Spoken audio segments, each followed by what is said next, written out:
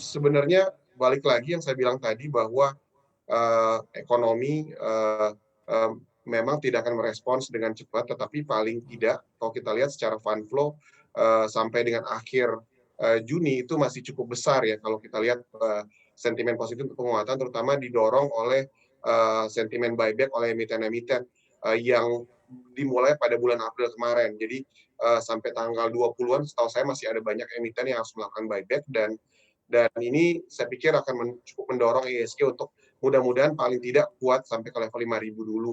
Dan kalau kita lihat sebenarnya pada saat kemarin terjadi koreksi, misalkan pada saat hari Jumat, kita lihat market mulai cukup respons ya, di mana banyak yang bilang support ada di level let's say 4.800. Jadi pada saat level 4.800 mulai tersentuh, kita lihat mulai banyak lagi terjadi investor buying ya di sana. Dan ini yang paling menarik sebenarnya bukan cuma di US, di seluruh dunia, tapi investor retail juga mulai tumbuh di Indonesia dari banyak sekali meeting maupun research yang saya dapat bahwa investor retail di Indonesia sekarang lagi bangkit dan mudah-mudahan ini juga menjadi salah satu penopang indeks ya untuk tetap kuat naik ya dalam masa pandemi ini.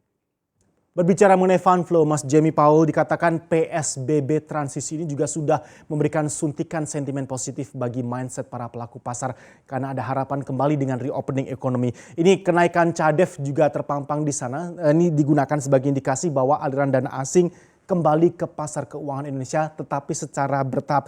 Sepekan asing kita net sell di 2,09 triliun rupiah di pasar reguler, year to date-nya 27,21 triliun kalau kita berbicara berapa uang yang dibawa asing keluar dari pasar keuangan kita. Anda melihat fund flow dengan adanya PSBB transisi ini seperti apa?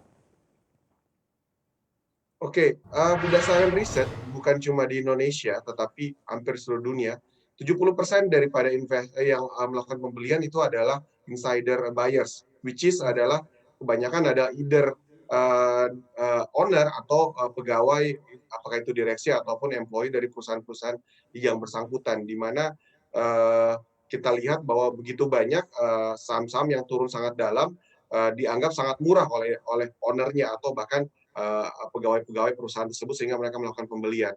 Dan yang paling menarik sebenarnya banyak sekali peminjaman, misalkan contoh di Singapura ada beberapa orang yang saya bisa konfirmasi melakukan peminjaman misalkan dengan bunga 1% atau 2% untuk membelikan pembelian saham dan itu salah satunya adalah saham-saham di Indonesia. Jadi cukup menarik sebenarnya kalau melihat bagaimana fund flow yang ada bukan banyak dari investor institusi, tapi lebih kepada investor retail yang bisa dibilang termasuk high net worth individual ya saat-saat ini. Jadi ini yang membuat kenapa indeks kita cukup kuat bukan cuma di Indonesia tapi juga itu terjadi di seluruh dunia ya. Nah ini Ya, sebenarnya kalau kita perhatikan kenapa bisa terjadi karena koreksi yang masif seperti ini belum terlalu jauh lama terjadi, itu terjadi terakhir 2008 dan saya pikir begitu banyak investor yang related to companies to emiten seperti owner ataupun pegawai perusahaan yang masih melihat historical dari 2008 di mana market recover dan saham-saham mereka sendiri tuh naik bahkan 2 kali lipat daripada saat penurunan. Jadi ini yang terjadi pada akhir-akhir ini menurut saya.